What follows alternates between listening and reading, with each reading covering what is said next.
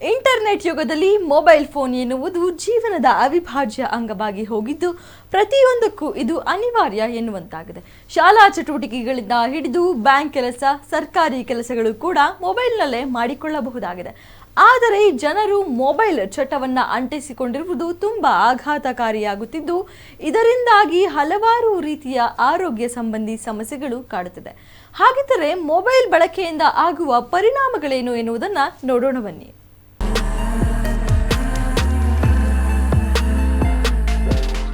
ಅತಿ ಹೆಚ್ಚು ಹಾನಿಕಾರಕ ರೇಡಿಯೇಷನ್ ಹೊರಹಾಕುವ ಸ್ಮಾರ್ಟ್ ಫೋನ್ಗಳು ಅಪಾಯಕಾರಿ ಎನ್ನಲಾಗುತ್ತೆ. ಈ ಫೋನ್ಗಳಲ್ಲಿ ಸಂಭಾಷಣೆ ನಡೆಸುವ ವೇಳೆ ಹೆಚ್ಚಿನ ಪ್ರಮಾಣದಲ್ಲಿ ವಿಕಿರಣ ಉತ್ಪತ್ತಿಯಾಗುತ್ತವೆ.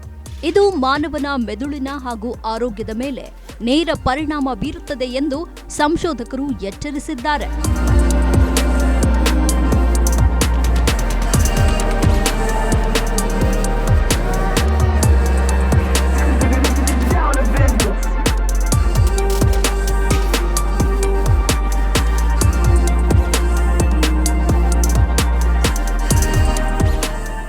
ಬ್ರಿಟನ್ನ ರಾಷ್ಟ್ರೀಯ ವಿಜ್ಞಾನ ಸಂಸ್ಥೆಯು ನಡೆಸಿದ ಹೊಸ ಸಂಶೋಧನೆಯಂತೆ ವಿವಿಧ ಕಂಪನಿಗಳ ಹ್ಯಾಂಡ್ಸೆಟ್ಗಳು ವಿವಿಧ ರೀತಿಯ ಪರಿಣಾಮವನ್ನ ಮನುಷ್ಯನ ಶರೀರದಲ್ಲಿ ಉಂಟುಮಾಡುತ್ತದೆ ಎಂದು ಹೇಳಿದೆ.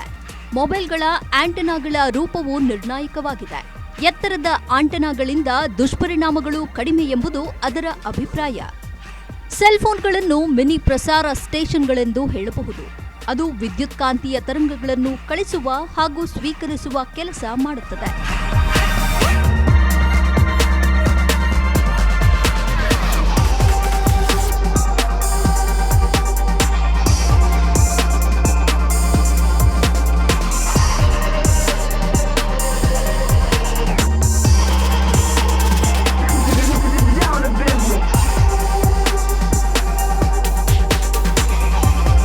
ಮೈಕ್ರೋವೇವ್ನ ಸಾಲಿಗೆ ಸೇರಿರುವ ಇದರ ತರಂಗಗಳು ಮಾನವ ಶರೀರದ ಕೋರ್ಟಿಸೋನ್ ಹಾರ್ಮೋನ್ನ ಉತ್ಪಾದನೆಯನ್ನು ಹೆಚ್ಚಿಸುತ್ತದೆಂದು ವಾಷಿಂಗ್ಟನ್ನಲ್ಲಿ ಈಗಾಗಲೇ ನಡೆಸಿದ ಸಂಶೋಧನೆ ದೃಢಪಡಿಸಿದೆ.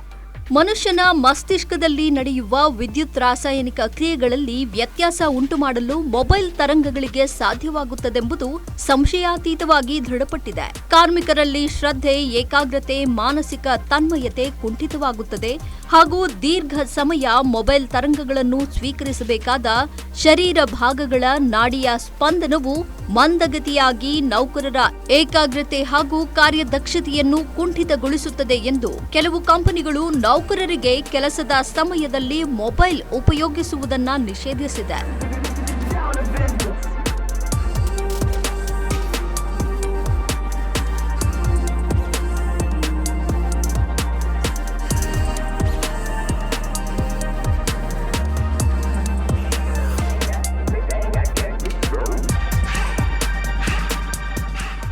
ಮೊಬೈಲ್ ತರಂಗಗಳನ್ನು ಕ್ಷುಲ್ಲಕವಾಗಿ ಭಾವಿಸಬಾರದು. ಅದರ ವಿಕಿರಣಗಳು ಮಾನವರ ಶರೀರದಲ್ಲುಂಟು ಮಾಡುವ ಪರಿಣಾಮದ ಕುರಿತು ಅಧ್ಯಯನ ನಡೆಸುತ್ತಿರುವ ಫಿನ್ಲ್ಯಾಂಡ್ನ ತಜ್ಞ ವೈದ್ಯರು ಎಚ್ಚರಿಕೆ ನೀಡಿದ್ದಾರೆ.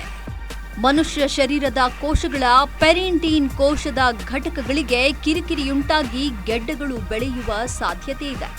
ಶರೀರದ ಇತರ ಭಾಗಗಳಿಗಿಂತ ಹೆಚ್ಚಾಗಿ ಮೆದುಳಿಗೆ ಹೆಚ್ಚಿನ ದುಷ್ಪರಿಣಾಮ ಉಂಟಾಗುತ್ತದೆ.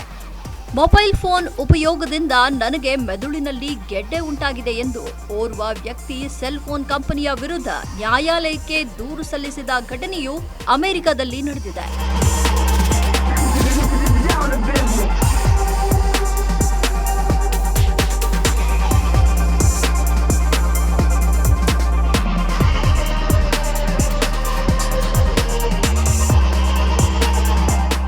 ನಮ್ಮ ದೇಹದ ಅತ್ಯಂತ ಸೂಕ್ಷ್ಮ ಭಾಗಗಳಲ್ಲಿ ಒಂದಾದ ನಮ್ಮ ಕಣ್ಣುಗಳು ಮೊಬೈಲ್ನ ಪರದೆಯನ್ನ ಹೆಚ್ಚು ಕಾಲ ನೋಡೋದರಿಂದ ಗಂಭೀರ ಸಮಸ್ಯೆಗೆ ತುತ್ತಾಗುತ್ತವೆ. ಇದು ತೀವ್ರ ತಲೆನೋವು, ಕಣ್ಣುಗಳಲ್ಲಿ ನೋವು ಮತ್ತು ನಮ್ಮ ಕಣ್ಣುಗಳನ್ನು ಒಣಗಿಸುತ್ತದೆ. ಮಕ್ಕಳು ಅಪೌಷ್ಟಿಕತೆ, ಒಬೆಸಿಟಿ, ಸ್ಲೀಪ್ ಡಿಸಾರ್ಡರ್ ಮತ್ತು ತೂಕ ಕಳೆದುಕೊಳ್ಳುವಿಕೆಯಂತಹ ಸಮಸ್ಯೆಗಳಿಗೆ ಸಿಲುಕುತ್ತಿದ್ದಾರೆ. ಅದಕ್ಕೆ ಮೊಬೈಲ್ ಕಾರಣವಾಗಿದೆ ಎಂಬ ಆಘಾತಕಾರಿ ಅಂಶ ಬಯಲಾಗಿದೆ. ಮಕ್ಕಳು ಊಟ ತಿಂಡಿ ಮಾಡಲು ಹಠ ಮಾಡಿದ್ರೆ ಮಕ್ಕಳಿಗೆ ಮೊಬೈಲ್ ಕೈಗೆ ಕೊಟ್ಟು ಊಟ ಮಾಡಿಸುವ ಪೋಷಕರಿಗೆ ತಜ್ಞರ ಪ್ರಕಾರ ಸ್ಕ್ರೀನ್ ಅಡಿಕ್ಷನ್ ಮಕ್ಕಳ ಹಸಿವು ಮತ್ತು ಊಟದ ಮೇಲೆ ದುಷ್ಪರಿಣಾಮ ಬೀರುತ್ತಿದೆ.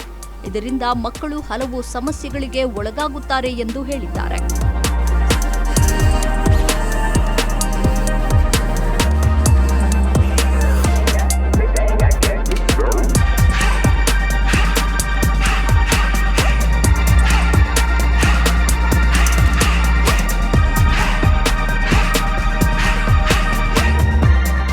ಮಕ್ಕಳು ಮೊಬೈಲ್ ಫೋನ್ ವೀಕ್ಷಿಸುತ್ತಾ ಊಟ ಮಾಡುವಾಗ ಆ ಸಮಯದಲ್ಲಿ ಮಕ್ಕಳು ಹೊಟ್ಟೆ ತುಂಬಿದಂತೆ ಭಾಸವಾಗುತ್ತದೆ.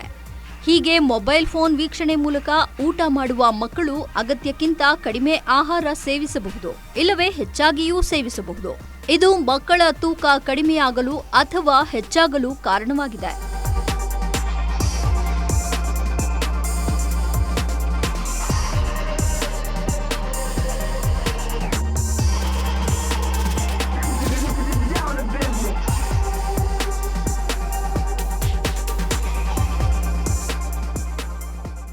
ಅತಿಯಾದ ಮೊಬೈಲ್ ಬಳಕೆಯಿಂದ ಮೈಗ್ರೇನ್ ಸಮಸ್ಯೆಯೂ ಕಾಣಿಸಿಕೊಳ್ಳಬಹುದು ಎಂದು ಸಂಶೋಧನೆಯೊಂದು ತಿಳಿಸಿದೆ.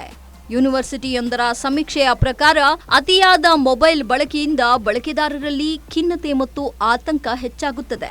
ಹೆಚ್ಚಾಗಿ ಗೇಮ್ಸ್, ವಿಡಿಯೋವನ್ನ ನೋಡುವವರಲ್ಲಿ ಈ ಸಮಸ್ಯೆ ಕಂಡುಬರುತ್ತದೆ. ವ್ಯಕ್ತಿಯೊಬ್ಬನ ದಿನದ ಕಾಲು ಭಾಗವನ್ನು ತಿನ್ನುವ ಸ್ಮಾರ್ಟ್ಫೋನ್ ಅನ್ನ ಪದೇ ಪದೇ ನೋಡುವ ಚಟದಿಂದ ವ್ಯಕ್ತಿಯ ಮನಸ್ಥಿತಿ, ವರ್ತನೆಗಳು ಬದಲಾಗುತ್ತವೆಯಂತೆ.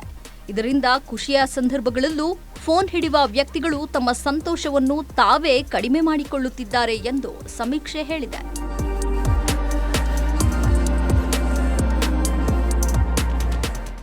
ನೋಡಿದ್ರಲ್ಲ, ಮೊಬೈಲ್ ತರಂಗಗಳಿಂದ ಮಕ್ಕಳ ಮೇಲೆ ಎಷ್ಟು ಪರಿಣಾಮ ಬೀರುತ್ತೆ ಅಂತ. ಮತ್ತಷ್ಟು ಮೊಬೈಲ್ ಬಳಕೆಯಿಂದ ಆಗುವ ಸಮಸ್ಯೆಗಳನ್ನು ತಿಳಿಯೋಣ ಸಣ್ಣ ವಿರಾಮದ ನಂತರ. Geeta diagnostics and clinic, VS ಸಭಾಭವನ ಮುಂಭಾಗ, ಪಿಎನ್ಟಿ ಕ್ವಾರ್ಟರ್ಸ್ ಪಕ್ಕ, ಶೆಟ್ಟಿಹಳ್ಳಿ ಗೇಟ್, ತುಮಕೂರು. ರಿಯಾಯಿತಿ ದರದಲ್ಲಿ ಮೆಡಿಸಿನ್ ಹಾಗೂ ರಕ್ತ ಪರೀಕ್ಷೆ ನಡೆಸಲಾಗುತ್ತದೆ. ಬೆಳಗ್ಗೆ 7:30 ರಕ್ತ ಪರೀಕ್ಷೆಗೆ ಸ್ವೀಕರಿಸಲಾಗುವುದು. ಡಾಕ್ಟರ್ ಲೋಕೇಶ್ ಎಂಆರ್, ಮಧುಮೇಹ, ರಕ್ತದೊತ್ತಡ ತಜ್ಞರು ಮತ್ತು ಹೃದಯ ರೋಗ ತಜ್ಞರು. ಡಾಕ್ಟರ್ ಮೃತ್ಯುಂಜಯ ಹೆಚ್ಸಿ, ಮಕ್ಕಳ ತಜ್ಞರು, Geetha health care, Shettihalli gate, Tumakuru. ನೋಂದಣಿಗಾಗಿ ಸಂಪರ್ಕಿಸಿ ಗಿರಿಗೌಡ ಕೆಜಿ. ದೂರವಾಣಿ ಸಂಖ್ಯೆ 8951271539 ಹಾಗೂ 9164015151. ವಿರಾಮದ ನಂತರ ಕಾರ್ಯಕ್ರಮಕ್ಕೆ ಸ್ವಾಗತ. ಮೊಬೈಲ್ ಬಳಕೆಯಿಂದ ಆಗುವ ಮತ್ತಷ್ಟು ಸಮಸ್ಯೆಗಳನ್ನು ತಿಳಿಯೋಣ ಬನ್ನಿ.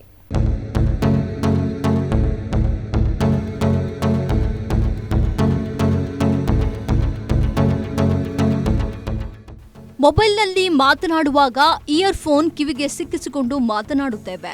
ಅದರಿಂದ ಹ್ಯಾಂಡ್ಸೆಟ್ನ ಆಂಟೆನಾದ ಭಾಗವು ಶರೀರಕ್ಕೆ ತಗುಲುತ್ತದೆ. ಮೊಬೈಲ್ ಹೆಚ್ಚು ಉಪಯೋಗಿಸೋದ್ರಿಂದ ಮೆದುಳಿನ ಸಹಜ ಕ್ರಿಯೆಯಲ್ಲಿ ವ್ಯತ್ಯಾಸ ಉಂಟಾಗುತ್ತದೆ. ಮಕ್ಕಳ ಕೈಗೆ ಮೊಬೈಲ್ ನೀಡಲೇಬಾರದು. ಅವರ ಮೆದುಳು ಬೆಳವಣಿಗೆಯ ಹಂತದಲ್ಲಿರೋದ್ರಿಂದ ದೊಡ್ಡವರಿಗಿಂತ ಮಕ್ಕಳ ಮೇಲೆ ಬೀರುವ ದುಷ್ಪರಿಣಾಮಗಳು ಹೆಚ್ಚಿರುತ್ತವೆ.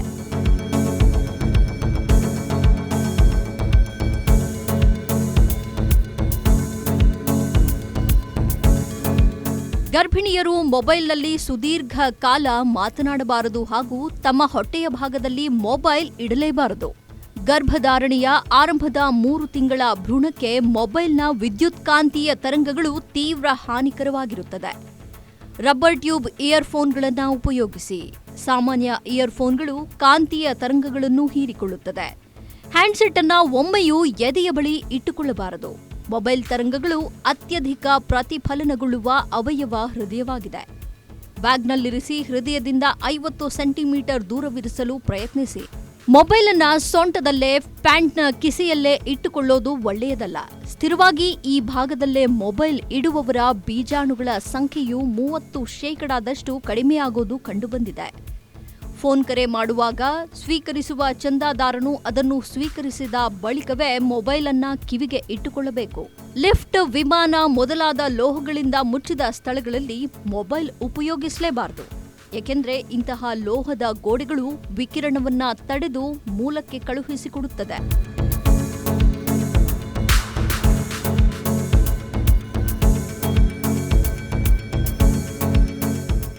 ನೆಟ್ವರ್ಕ್ ಕಡಿಮೆ ಇರುವ ಪ್ರದೇಶಗಳಲ್ಲಿ ಫೋನ್ ಮಾಡಬೇಡಿ. ಕಾರಣ ಇಂತಹ ಸ್ಥಳಗಳಲ್ಲಿ ಮೊಬೈಲ್ ಹೆಚ್ಚು ತರಂಗಗಳನ್ನು ಪ್ರಸಾರ ಮಾಡಿ ಕಾರ್ಯನಿರ್ವಹಿಸುತ್ತದೆ. ಉಪಯೋಗವಿಲ್ಲದ ಮೊಬೈಲ್ ಫೋನ್ ಬ್ಯಾಟರಿಗಳನ್ನ ಜನವಾಸವಿರುವ ಸ್ಥಳಗಳಲ್ಲಿ ಎಸೆಯಬೇಡಿ. ಅದು ಪರಿಸರಕ್ಕೂ ನಮಗೂ ಹಾನಿಕರವಾಗಿದೆ. ಹೃದ್ರೋಗ, ಹೆಚ್ಚಿನ ರಕ್ತದೊತ್ತಡ, ಅಪಸ್ಮಾರ, ಮಾನಸಿಕ ರೋಗಗಳಿಗೆ ಚಿಕಿತ್ಸೆ ಪಡೆಯುವವರು ಮೊಬೈಲ್ನ ತರಂಗಗಳಿಂದ ದೂರವಿರಬೇಕು. ಏಕೆಂದರೆ ಅದರ ವಿದ್ಯುತ್ಕಾಂತೀಯ ತರಂಗಗಳು ಚಿಕಿತ್ಸೆಯಲ್ಲಿ ದುಷ್ಪರಿಣಾಮ ಉಂಟುಮಾಡುವ ಸಾಧ್ಯತೆ ಇದೆ.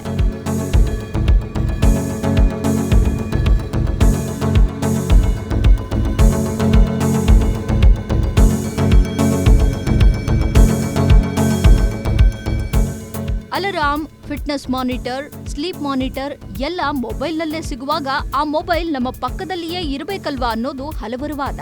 ಹೀಗಾಗಿ 24 ಗಂಟೆಯೂ ಮೊಬೈಲ್ ಅನ್ನ ಮೈಗೆ ಅಂಟಿಸಿಕೊಂಡೇ ಇರ್ತಾರೆ.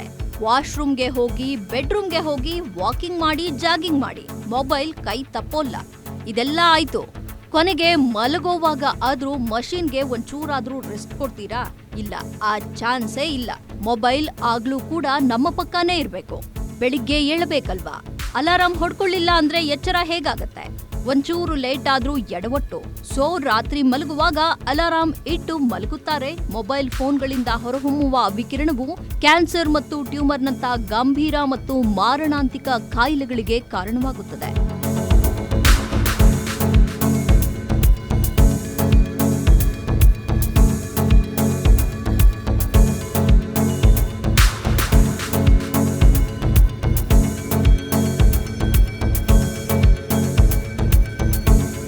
ಮೊಬೈಲ್ ತರಂಗಗಳಿಂದ ಜನರಿಗಷ್ಟೇ ಅಲ್ಲ, ಪಕ್ಷಿ ವಿಜ್ಞಾನಿಗಳು ಹೇಳುವಂತೆ 5G ಮೊಬೈಲ್ ಟವರ್ಗಳಿಂದ ಪಕ್ಷಿಗಳು ಸತ್ತು ಬೀಳುತ್ತವೆ ಎಂದು ಹೇಳಿದ್ದಾರೆ.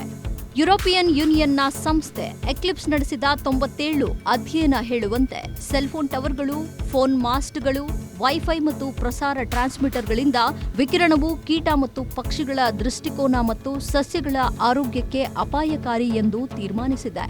ವಿದ್ಯುತ್ಕಾಂತೀಯ ವಿಕಿರಣದಿಂದ ಉಂಟಾಗುವ ಅಪಾಯಗಳನ್ನು ಹೆಚ್ಚು ಗಂಭೀರವಾಗಿ ತೆಗೆದುಕೊಳ್ಳುವಂತೆ 237 ವಿಜ್ಞಾನಿಗಳು ಅರ್ಜಿಯ ಮೂಲಕ ವಿಶ್ವಸಂಸ್ಥೆಗೆ ಮನವಿ ಮಾಡಿದ್ದಾರೆ ಎಂದು ವರದಿಯಾಗಿದೆ.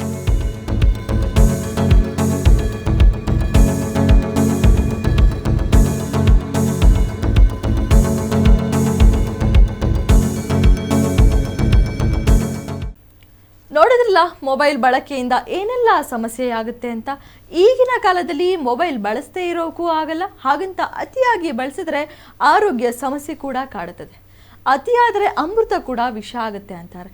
ಇನ್ನಾದರೂ ಮಿತವಾಗಿ ಮೊಬೈಲ್ ಬಳಸೋಣ.